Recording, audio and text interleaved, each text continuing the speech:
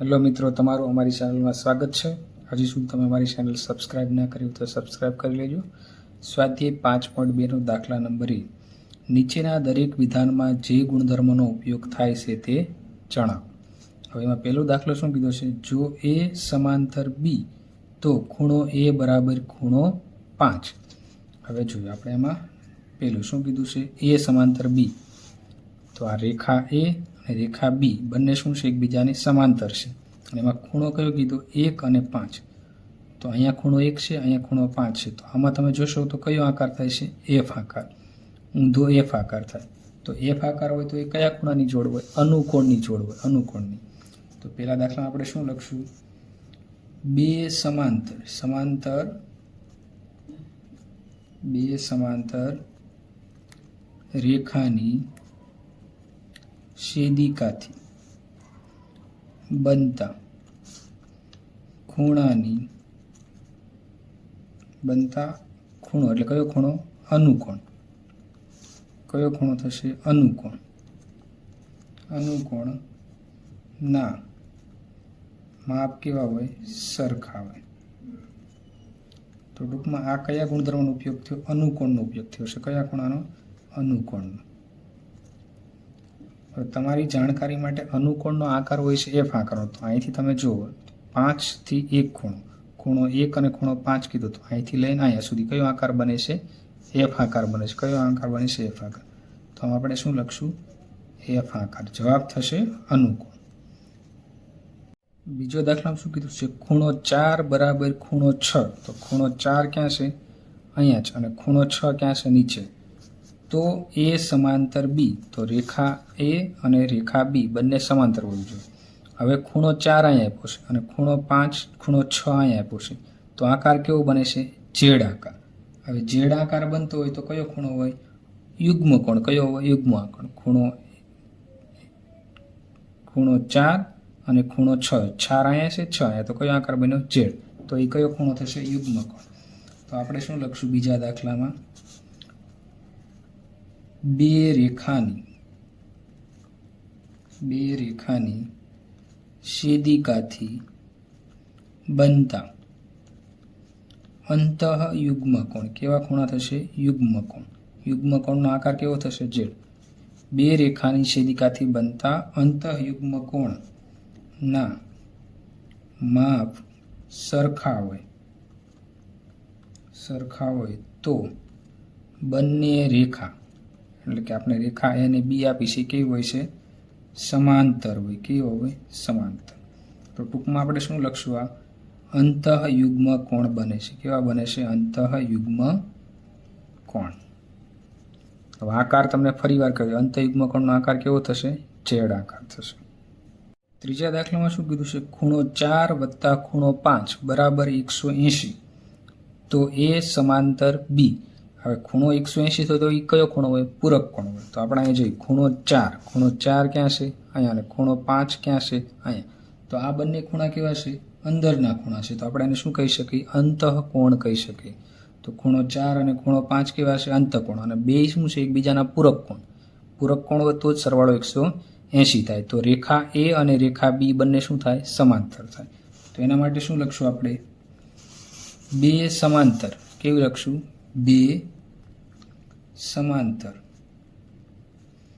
રેખાની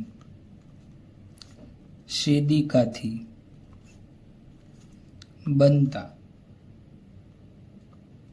છેદિકાના એક જ તરફના બનતા, છેદિકાની એક જ તરફ એટલે આ એક રેખા છે અને છેદિકાની એક જ તરફના ખૂણા છે. આ બાજુના ખૂણા જોવાના. ખૂણા આપણે 4 અને 5 કીધા. તો છેદિકાથી બનતા એક જ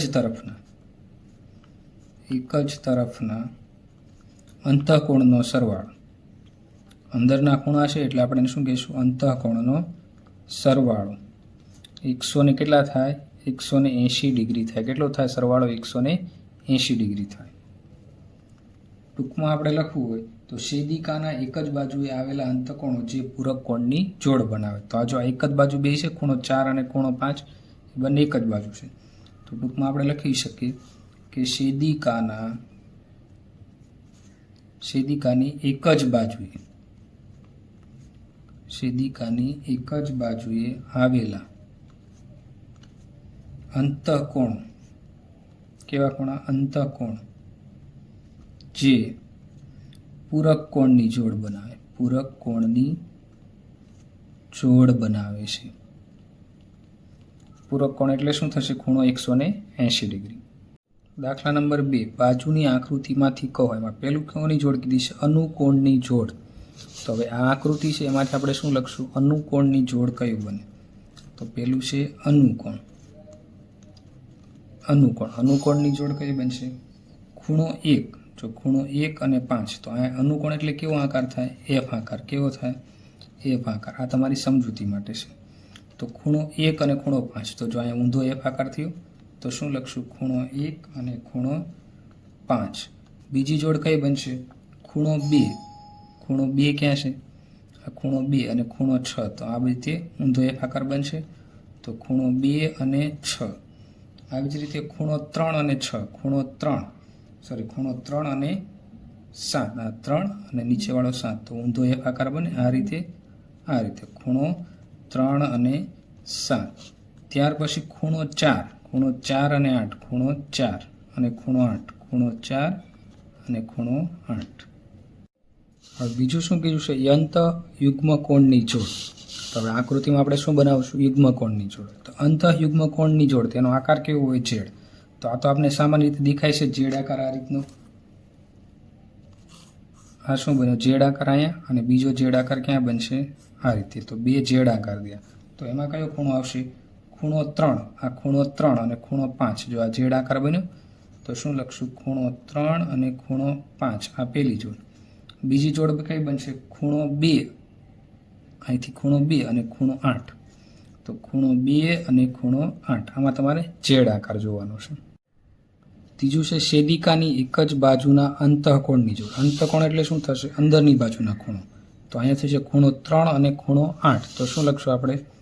ખૂણો 3 અને ખૂણો 8. બીજી જોડામાં કઈ બનશે?